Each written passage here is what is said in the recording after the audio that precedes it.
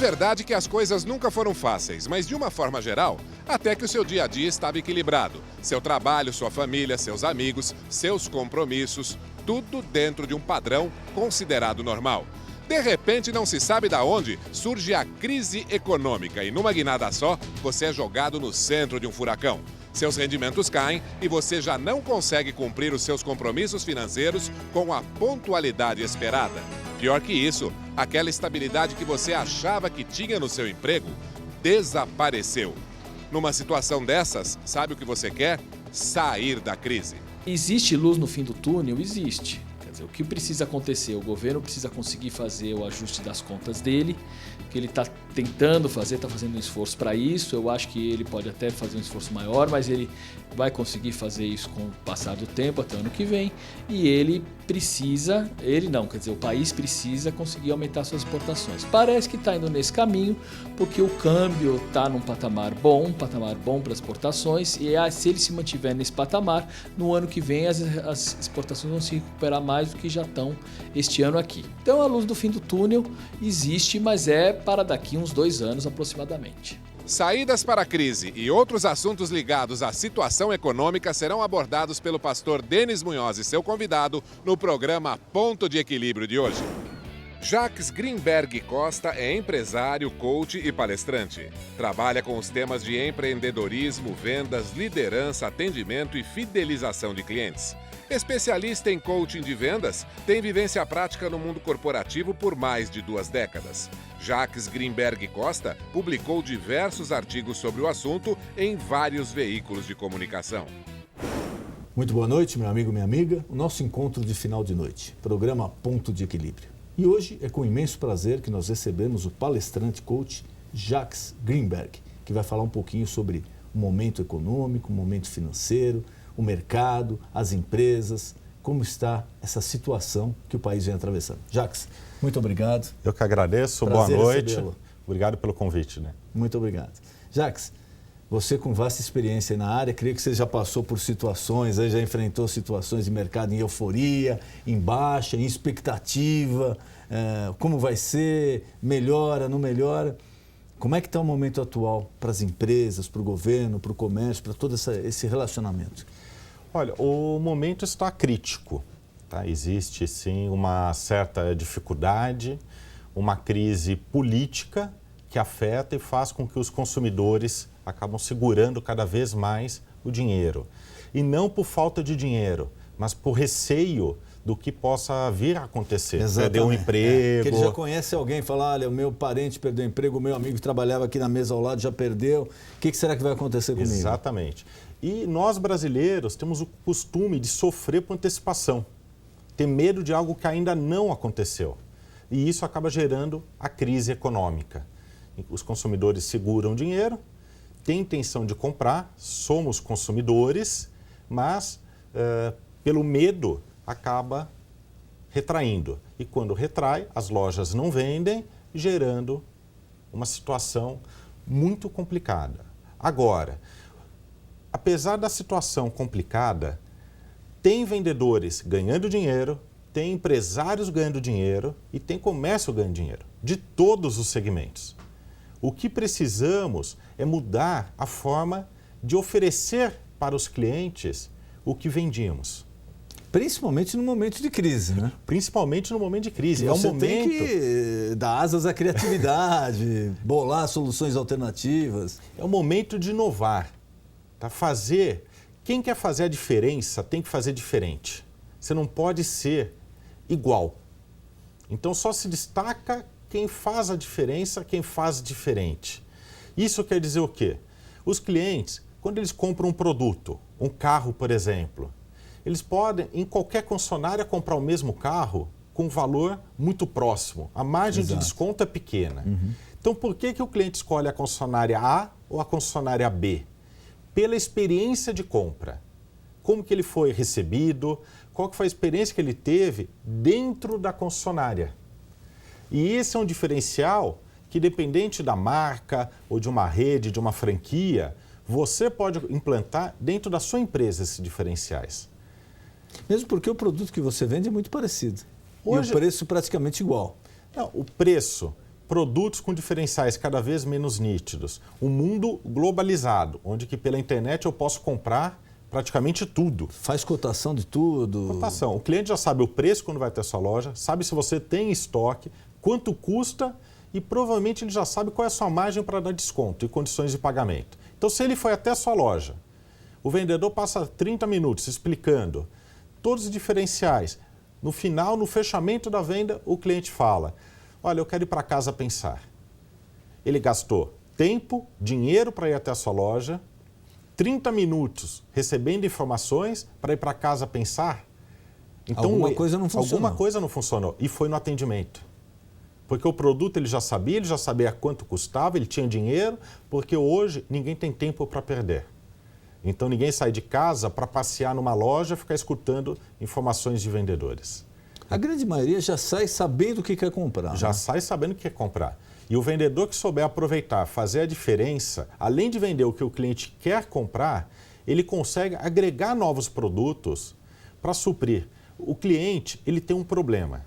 O problema pode ser uma dificuldade real ou uma realização de um sonho, mas é um problema. O que o vendedor precisa é resolver o problema do cliente.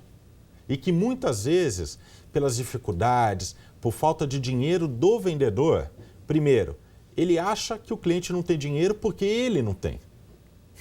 Segundo... Ele já se transporta, né? Ele já se transporta. Esse cara não vai comprar. Segundo, o vendedor, ele quer resolver o problema dele, quer cumprir a meta do final do mês. Ele não percebe que a falta de dinheiro dele e a meta do final do mês são consequências de resolver o problema dos seus clientes. De vender. De vender. Um dos grandes vendedores que eu conheço, ele sempre diz: a venda começa na primeira compra do meu cliente. Porque eu quero fidelizá-lo. Então, a partir do momento que ele fez a primeira compra comigo, ele vai ter que comprar o resto da vida. Então, ali começa a venda. Eu tenho que manter uma comunicação sem que eu queira vender. E isso poucos vendedores hoje conseguem fazer. Mas isso não é uma prática comum aqui, né, Jacques? A gente vê muito poucas, e até grandes empresas multinacionais que oferecem esse serviço lá fora, que dão esse treinamento lá fora, parece que quando vem para cá não acredita muito no funcionamento. Não acredita porque no Brasil é muito oba-oba, né? E as empresas, elas acabam pecando.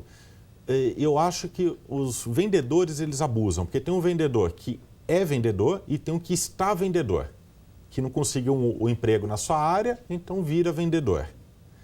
É um bico, né? É um bico, tá? Pelo menos ganha um dinheirinho ali, ele sobrevive. E as empresas o contratam. Então o erro não é dos profissionais que estão vendedores. O erro é das empresas que, pela pressa de contratar e falta de planejamento nas contratações, contratam sem preparo quem precisa, necessário. sem preparo. Eu li agora, recentemente, eu não sei se foi no site, eu achei muito interessante que ser vendedor é como procurar um emprego novo todo dia. Todo dia.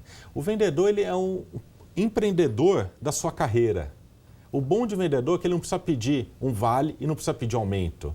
A maioria dos vendedores são comissionados. Eles podem fazer o aumento que eles quiserem. Eles precisam administrar a sua empresa, a sua carreira como vendedor para crescer da mesma forma como uma empresa cresce. Eles precisam se qualificar, estudar e eles precisam aprender que nada é imediatista, nada é imediato.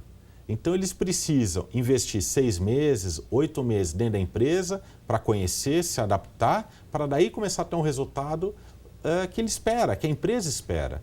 Você não monta uma empresa e já tem resultado em 2, 3 meses. Lógico, tem um período de amadurecimento. Nos Estados Unidos, o plano de negócio de uma nova empresa, eles planejam para 20 anos. No Brasil, ele quer em 2 anos. E é por isso que, segundo o Sebrae, 50% das empresas que abrem fecham em até 2 anos. É um índice muito alto, não é? É muito alto. Entendeu? Porque, em vez de regra, a pessoa abre, é um sonho, então você presume, é um sonho que veio junto com um planejamento, que veio junto com uma pesquisa, aí você fala, poxa, mas 50%, 60% fecha no primeiro ano? Então, será que todo mundo errou? Eu acho que, de uma certa forma, sim. Porque as pessoas elas abrem a empresa despreparados. Por exemplo, com a crise, eu fui mandado embora, eu recebi a minha rescisão, tenho uma reserva, tenho um dinheirinho. Ao invés de procurar emprego por causa da crise, vou montar minha própria empresa. Ou às vezes realizar que não um quer sonho. mais ser empregado. Ou não quer mais ser Decidiu empregado. Se não ser mais empregado, vai... E daí ele tem duas opções. Abrir um negócio próprio ou abrir uma franquia. Se ele for para a franquia, ele tem o apoio da franqueadora. Daí o grande erro das franquias é que se eu gosto de comer chocolate, eu monto uma franquia de chocolate.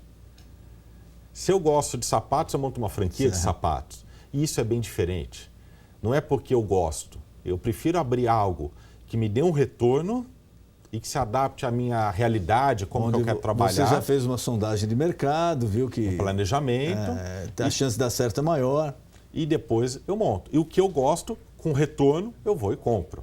Então precisamos avaliar muito. O Sebrae dá um apoio muito grande para quem quer empreender e é pouco procurado.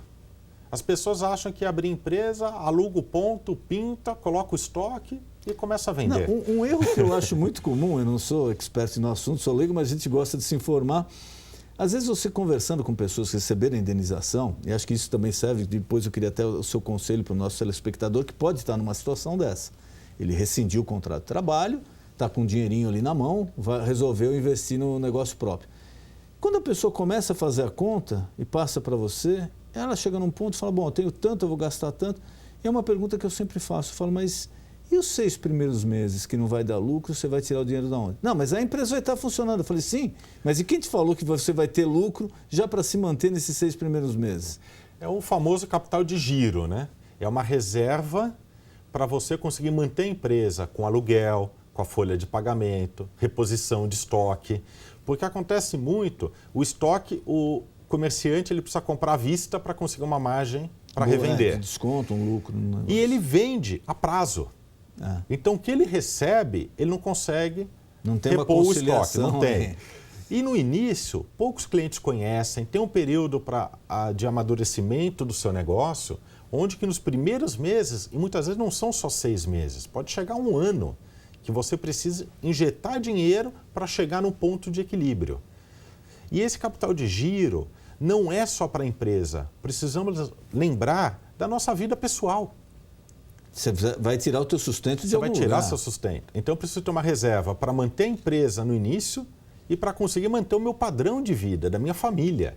Porque muitas vezes eu injeto 100% da minha reserva, não tenho condições de sustentar a minha empresa e nem a minha família. Daí começa a vender casa própria, começa a vender o carro. Exato. E não consegue porque tudo vira uma bola de neve. Entra no cheque especial. Que aí é um suicídio. Daí é um suicídio. Terrível. Antecipa cartão de crédito, recebíveis, que é um absurdo. O lucro acaba indo junto. O lucro vai junto.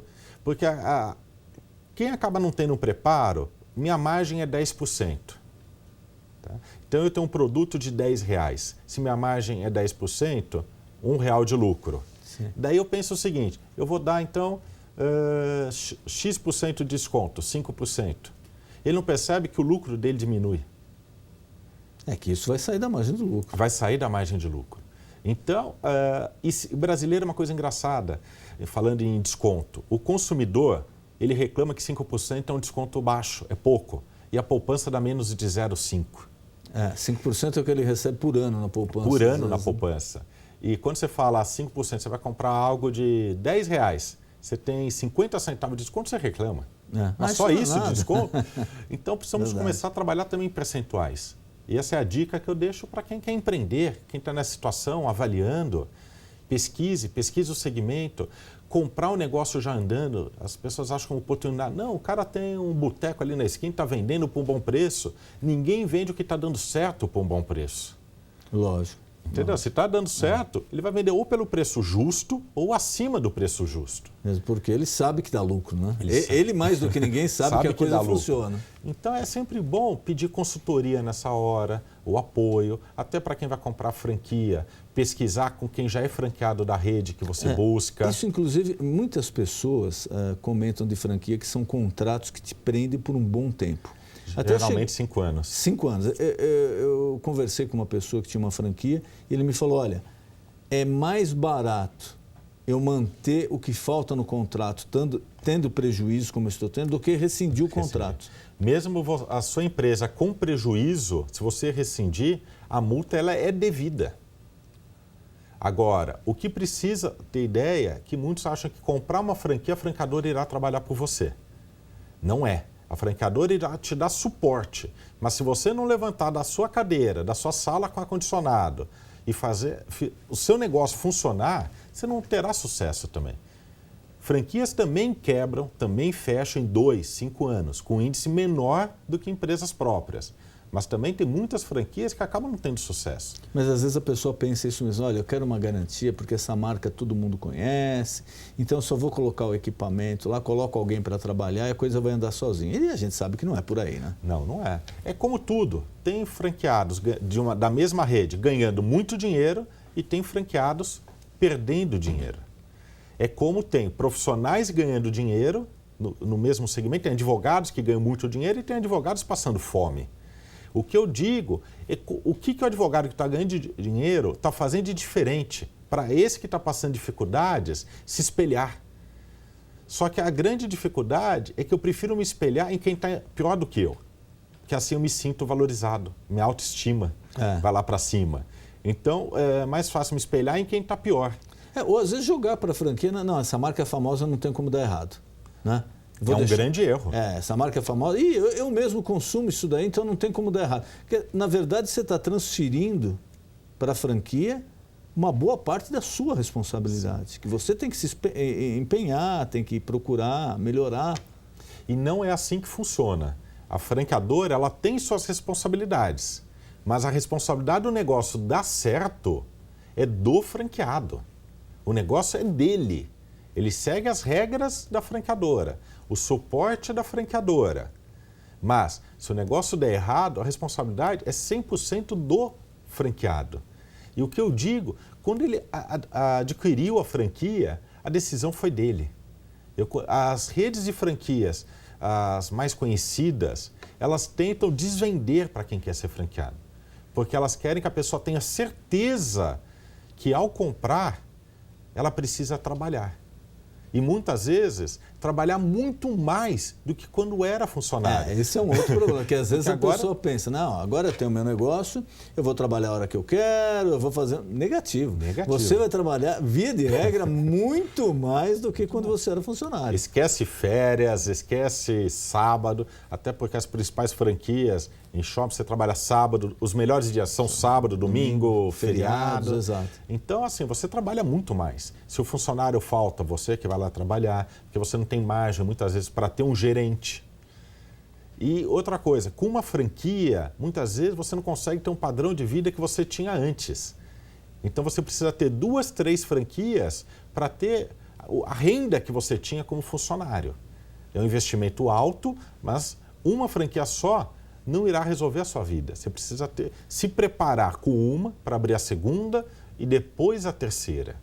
Então é um cuidado que o franqueado ele precisa ter, um bom planejamento para conseguir ter esse time e uma reserva, o capital de giro pessoal para se manter nesse período.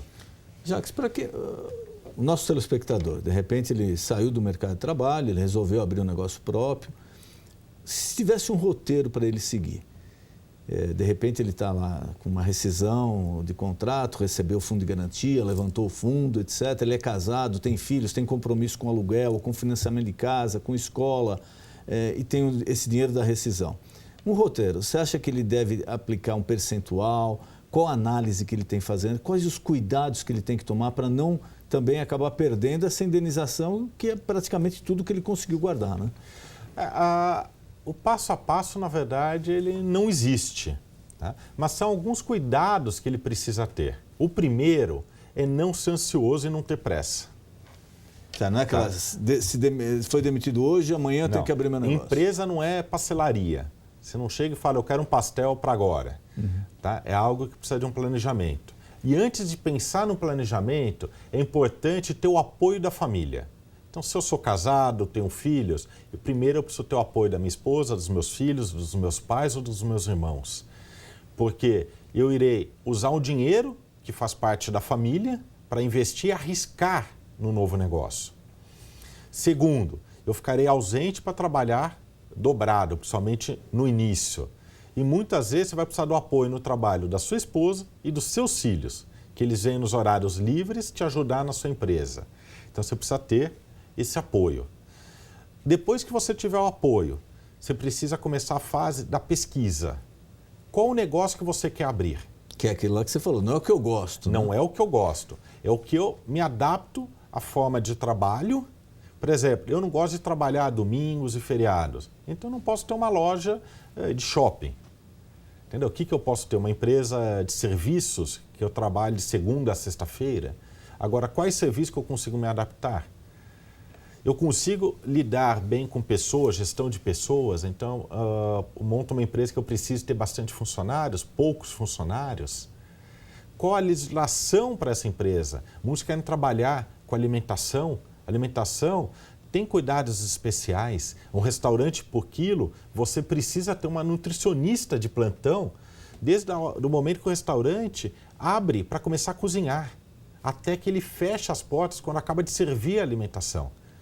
Então são cuidados que muitas vezes a pessoa fala, eu sei cozinhar bem, eu, minha esposa, então eu abro o restaurante e começo a cozinhar. Daí chega um fiscal, cadê a nutricionista? Não tem. Cadê o piso que tem que ter tal coisa? A refrigeração tem que estar... Quer dizer, tudo isso a pessoa tem que prever muito antes de começar. Tem que prever muito antes. Tem que visitar estabelecimentos do segmento que você busca, avaliar por que muitos fracassaram, porque alguns tiveram sucesso, o que eles fizeram para ter sucesso. Participar de palestras. A ABF, ela possui muitas palestras para o segmento de franquias, com dicas para quem busca uma franquia. É a Associação Brasileira do Franchise. De franchise. Mas mesmo que eu não busque uma franquia, eu posso assistir às palestras para conseguir abrir a minha mente para abrir meu negócio próprio. Pelo menos já é uma direção, é um caminho. Depois que eu pesquisei, é montar o plano de negócios. O plano de negócios é algo que não é fácil, porque lá você vai colocar tudo sobre a sua nova empresa. E geralmente o correto é uma previsão para os próximos 5 anos, mas que as pessoas acabam fazendo apenas de 2 anos. Onde que eu irei colocar serão as ações de marketing, quanto que eu preciso de capital de giro, qual que será meu custo de aluguel, custo com funcionários, produtos, matéria-prima, como que eu irei captar clientes, qual que é o ticket médio que eu espero para o cliente, qual que é o valor que eu preciso vender de cada produto ou serviço. Quando você acabar o seu plano de negócios, você irá avaliar se o negócio é viável ou não. Porque muitas vezes você pode perceber que o que você quer montar, você vai levar prejuízo. Então você já precisa começar a pensar em uma outra opção e, de novo, todo o processo, fazer o plano de negócio, avaliar se der certo. É a história também do baseado em quê, né? Porque às vezes a gente vê com as pessoas que estão abrindo e falam, não, hoje eu vou faturar tanto, mas daqui 6 meses eu vou estar faturando 3x, 4x. Você fala, poxa, que legal, mas baseado em quê? Não, porque vai melhorar, eu vou estar no mercado, isso daí... Quer dizer, a pessoa tem que ser otimista, mas ela tem que trabalhar também dentro de uma realidade de mercado, né? A autoconfiança, eu digo que ela é inimiga do empreendedorismo. Porque a partir do momento que eu quero empreender, eu tenho que jogar a minha autoconfiança, acreditar que eu sou melhor do que os outros, colocar lá embaixo. Eu prefiro pensar num cenário pessimista para conseguir usar todos os meus esforços e ter uma garantia do que pensar em um cenário positivo, otimista. E isso é um erro que muitos novos empreendedores acabam fazendo. Ele confia muito no potencial dele, porque ele achava que ele era o melhor funcionário da empresa que ele trabalhava. E daí é algo que eu sempre pergunto. Se você era o melhor, por que você foi dispensado e não outro? Não, porque eu ganhava muito, mas alguma análise, algum critério foi adotado. Porque se você ganhava muito e trazia um bom resultado, então nenhuma empresa dispensa um salário bom que traz o dobro de renda para a empresa. Sem dúvida. Então, é baseado em quê? Eu não estou falando que esse profissional ele seja ruim, mas ele precisa melhorar. E eu trabalhei muito tempo em empresas. Fui no mercado, me desliguei em setembro de 2013 de uma empresa nacional, uma rede nacional que foi inclusive franqueadora, para empreender, começar uma carreira nova com a minha empresa, onde que minha empresa é de consultoria e palestras. E você tem um período de amadurecimento. Eu não tenho, o produto sou eu, só que eu preciso ter um funcionário, eu preciso ter um endereço, eu preciso ter toda uma estrutura que uma empresa, divulgação, para conseguir o meu crescimento. Eu demorei 1 ano para conseguir chegar na renda que eu tinha antes como empresário, no executivo de uma empresa.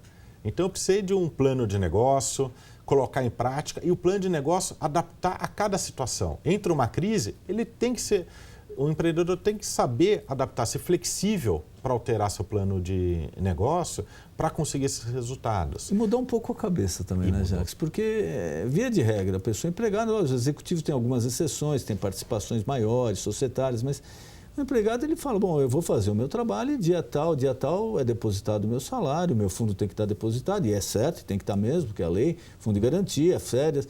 A partir do momento que você deixa de receber o cheque para assinar o cheque, a cabeça tem que mudar um pouquinho também, né? E assim, e sobe muito. Agora eu sou chefe. Então eu quero ficar atrás da minha cadeira, minha mesa bonita e eu mando. É o primeiro erro. Você é o que mais vai trabalhar, inclusive no balcão. Tem que estar Se precisar, tem isso. lixo sujo, é você que vai pegar o lixo e vai trocar o cesto, colocar um lixo limpo para os seus clientes. Você tem que dar exemplo. Com a nova geração de profissionais, são profissionais jovens que eles não querem mais só o salário. Eles querem qualidade de vida e querem trazer novas ideias, contribuir para a empresa. Então, aquele profissional engessado que só se preocupa com o seu cheque no final do mês, ele está para acabar. Ou ele se adapta, ou ele será substituído por novos profissionais, pela nova geração, que inclusive estão assumindo cargos de liderança, porque eles são flexíveis. Participativos. Participativos. Então, sabe, eles discutem as ordens. Hoje o chefe, ele não dá mais ordem. Ele troca experiência com a sua equipe. E compra a briga, faz junto, né? Faz junto, ele vai junto e muitas vezes ele dá uma ideia. A nova geração de profissionais, eles dizem, não concordo com a sua ideia, podemos pensar em uma segunda opção? Então, aquele lá que fala, legal, sua ideia, vamos colocar em prática, sai correndo o robozinho, vai lá, coloca em prática e dá errado. Entendeu? E os líderes não querem mais isso, eles querem discussões, vamos trabalhar em 4, 6 mãos. Esse é o novo conceito hoje da liderança. E um outro ponto que falta nas empresas, inclusive empresas novas, é a qualificação dos seus funcionários. É verdade, isso a gente sente muito. Muito. O consumidor sente demais isso. Eu estive o ano passado nos Estados Unidos. E meus primos moram na Flórida e foi aniversário de uma prima. Fomos para um restaurante, 20 pessoas. O garçom anota o pedido de cada um. Mesmo tudo bonitinho, hoje informatizado, anota o prato, como que eu quero a carne bem passada, mal passada, a bebida. 20 pessoas na mesa. Eu falei, algum prato vai sair errado. Até porque eram muitos jovens, adolescentes, aquela bagunça. Eu falei, vai dar zebra. O garçom trouxe tudo certinho, sem perguntar de quem que era qual prato. Eu não aguentei, fui conversar com o garçom e falei, desculpa, no seu equipamento, você coloca a localização da cadeira? Ele fala, não, eu só registro os pratos. Eu não sei, para saber para qual prato é para qual cliente, eu memorizo. Eu falo, mas como você faz isso? Eu falei, é minha função, eu faço isso há 4 anos. E já passou por um processo de treinamento, né? Passei por um processo de treinamento. E outra coisa, a empresa dele tem treinamentos mensais. E não só treinamento para ser um bom garçom. Ele falou, eu tenho, uma vez por ano, um profissional para me ensinar gestão financeira. Então, o que eu preciso fazer para gastar menos do que eu ganho? Então, a empresa também está preocupada com a qualidade de vida dos seus funcionários. Tudo comprometimento, tudo. Né? Então, ele trabalha feliz. Ele faz aquilo lá há 4 anos. Ele não pode errar um prato de um cliente. Jacques, nosso tempo está se esgotando. Eu queria agradecer. E, por favor, eu queria que você fechasse aqui o take. Esse é seu livro, Pergunta... Isso. 84 perguntas que vendem. 84 perguntas que vendem. 2ª edição. E queria te deixar também aqui à disposição algum tema que eu não perguntei, algum recado que você queira passar para o nosso telespectador, por favor, fique à vontade.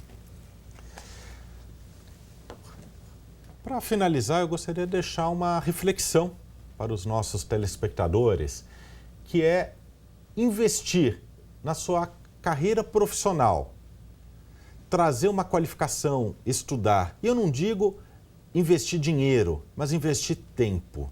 Porque hoje, com os recursos que temos na internet, muitas informações são gratuitas. Investir na sua qualificação, na sua carreira profissional, é uma oportunidade para crescer ou é a única forma de passar essa crise com sucesso? Porque as pessoas, elas acabam se acomodando. Então, é o momento de mudança, o momento de mudar é agora.